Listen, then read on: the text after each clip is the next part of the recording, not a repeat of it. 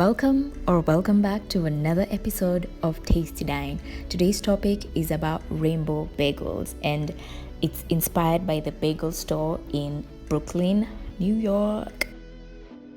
The next year is when I attempted to fast make it here in Nairobi. So I will be doing a full tutorial of how to achieve this, so stay tuned.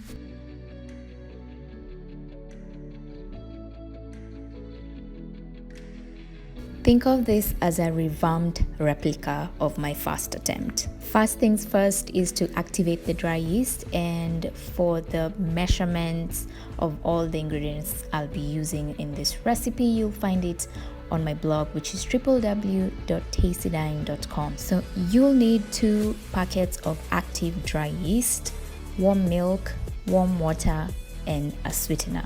Speaking of sweeteners, did you know that Lakanto monk fruit sweetener inspires people to reach their highest potential in health and wellness by helping them discover their chi? Well, now you know.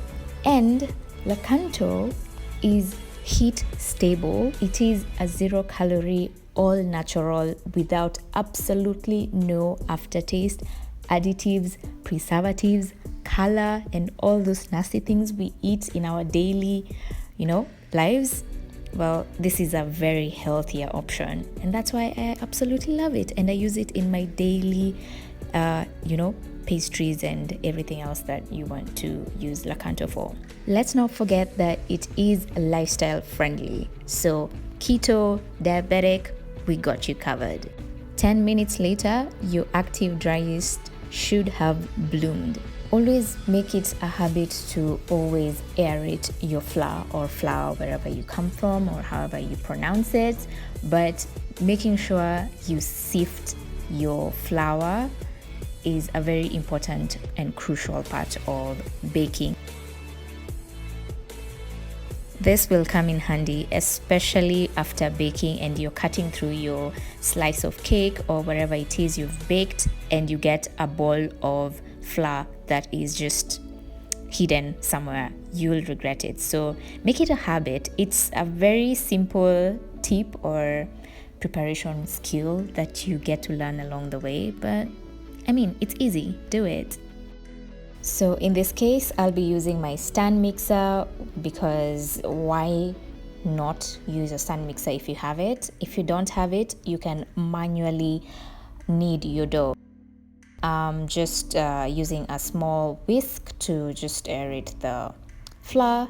And remember the blooming of our yeast earlier? That's what I'm actually adding it right now into the mix. So I'm not adding it totally in. I'll be adding it gradually just to test how the flour will be when we start kneading. And also don't forget your vegetable oil. The purpose of the liquids, that's the oil and the yeast mixture, is to add moisture while kneading the dough and even after it bakes. So attach your dough hook to your stand mixer and start kneading it. I always, when I'm kneading dough, I use only speed number 1, and I never change it. I'm used to that speed because it actually does the job. And if you take note, while I'm kneading or while the machine is kneading the dough, I've been interchanging the 2 liquids, that's the vegetable oil and the yeast mixture. You want to keep an eye out on the kneading process. So don't be on your phone or, leave the station while the process is ongoing, because you need to really pay attention on the texture, on the wetness. If you're going for a wet look or a dry look, you need to be really, really careful about this kneading stage. That's why I really do prefer working with a stand mixer. But if you don't have one, like I mentioned, you'll feel the texture of the dough if you're kneading by hand. So gradually add the wet ingredients into the dry ingredients until you see that the texture or the consistency is perfect for your liking or how you want it to look like. And you stop when you need to stop adding the liquids if you get to that stage. So just a tip when kneading dough with a stand mixer, to make sure that the consistency that you're looking for is right for needed dough is to look at the sides of the bowl. If there's no stickiness or tackiness, then you know that your dough is about to be ready. And the perfect time when kneading dough manually by hand or by a stand mixer is 10 minutes.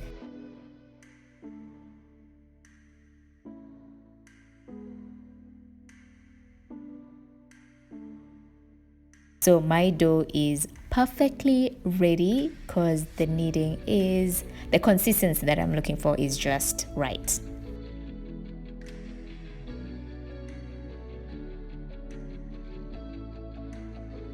So the kneading is done, and I'm just filling the dough to just make sure that it's very elastic, very pliable, more like plasticine. So if you feel your dough is there, then you add a little bit of vegetable oil, just like a teaspoon, and just toss it around and then cover it with a cling film. The first blooming takes place an hour 30 minutes later, and this is a bloomed or proofed dough ready for assembling. So for this particular recipe, since we're doing rainbow bagels, you divide your dough according to the colors that you want to incorporate. Actually, this is one of my favorite parts while removing a proofed dough, is just seeing all those layers of yeast, because it's such a satisfying moment to know that your active dry yeast is actually alive, because this is my moment, so let me be. So once you get the dough off the bowl, you'll want to remove any air bubbles with the help of your palms and just roughly shape it into a rectangular shape, and divide the dough according to the number of colors that you want to incorporate in your rainbow bagels.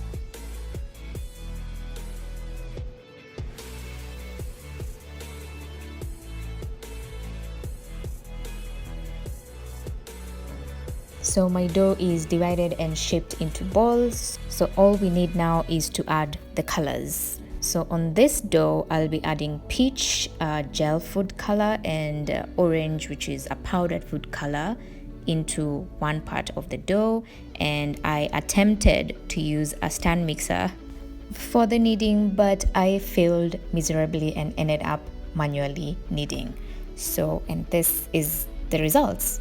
How gorgeous is that? Such a vibrant color. So cover it with cling film and set it aside. So repeat the steps to the next or with the next color, and this time I'll be using shades of gray and black.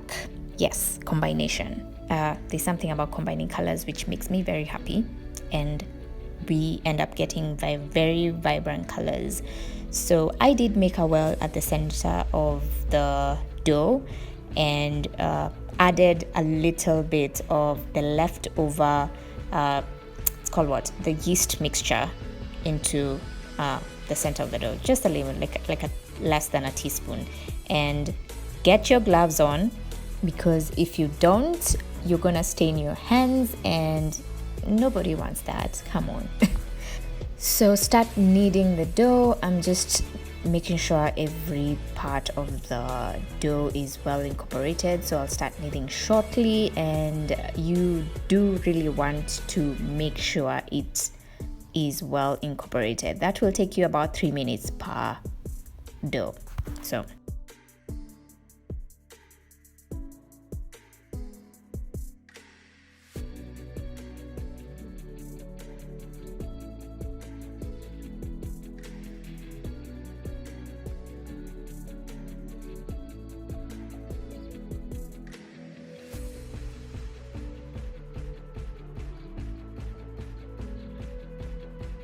on to the next color. Make a small well in between. I'll be using pink powdered color and also purple powdered color.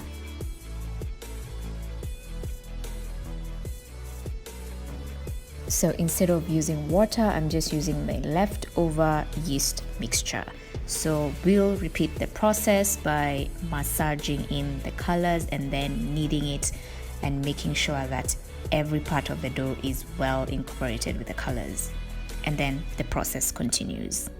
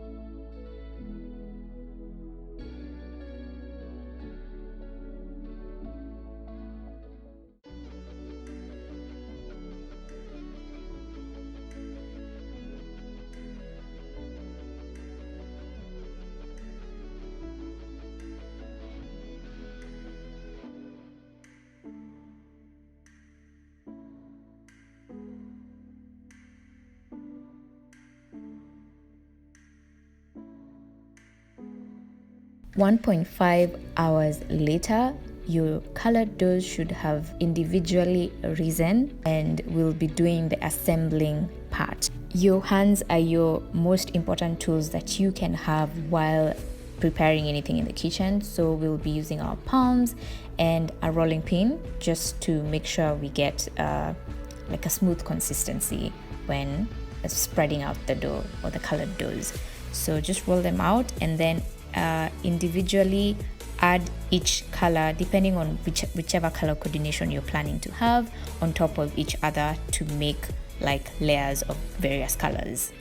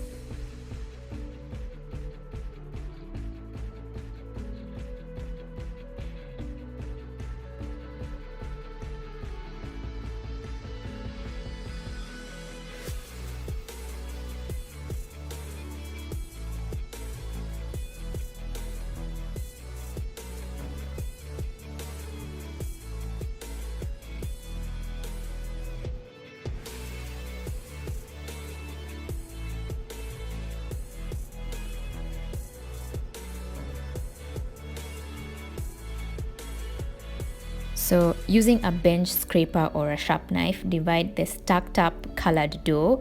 And can you see the vibrant colors? Ah, beautiful. So with the help of your palms and your fingers, roll the dough from the center outwards, but lightly.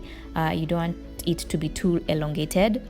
On the opposite ends of the dough, lightly twist it in different directions to make sure that the different colors are visible seen, and then merge the two ends together and make sure they are well fastened together.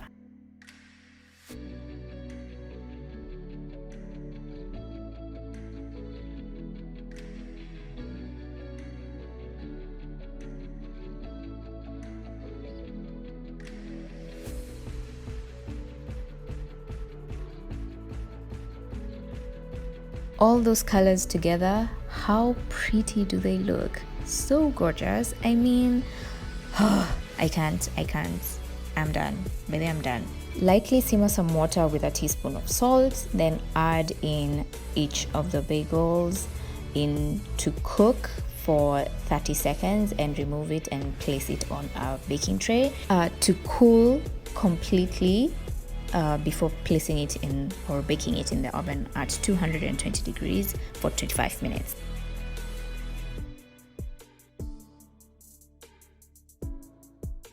Let's just be honest, how gorgeous and vibrant does this look?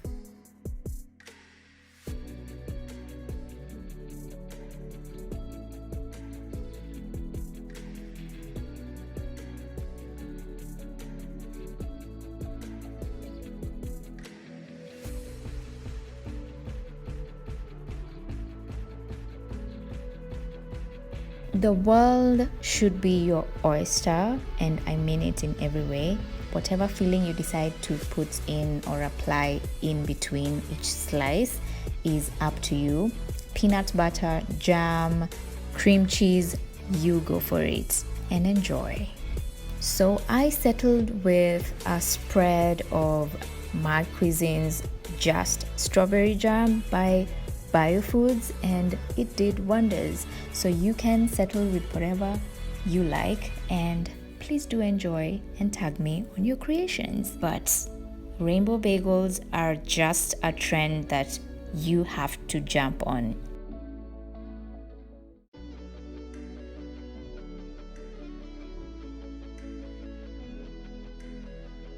So until next time, bon appetit, my darlings.